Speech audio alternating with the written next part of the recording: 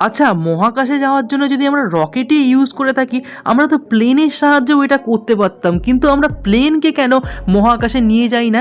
চলো আজকে আমরা এটাই জানবো। দেখো ভাই, একটা এরোপ্লেন যখন রানওয়ের উপর দৌড়ায় তখন এরোপ্লেনের প্রপেলারের উপর কিন্তু দু রকমের ফোর্স কাজ করে, এবং এই শেপের কারণের জন্য কিন্তু নিচের দিকে আস্তে হাওয়া ট্রাভেল করে এবং উপরে তাড়াতাড়ি হাওয়া ট্রাভেল করে, যার ফলে লিফট জেনারেট হয়ে থাকে।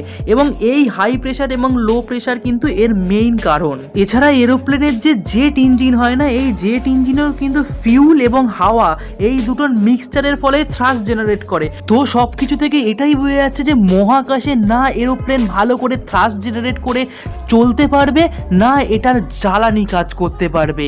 কারণ আমরা প্রত্যেকে জানি যে মহাকাশে হাওয়া নেই বললেই চলে, তো সেক্ষেত্রে কিন্তু রকেটই আমাদের কাজে দেবে।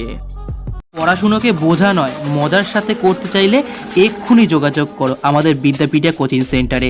যোগাযোগের নাম্বার 9875659803। আমাদের নতুন ক্লাসের ব্যাচ কিন্তু ডিসেম্বরেই চালু হবে এবং 15 দিনের জন্য ফ্রি ট্রায়ালেরও ব্যবস্থা আছে, তাই সত্বর যোগাযোগ করো।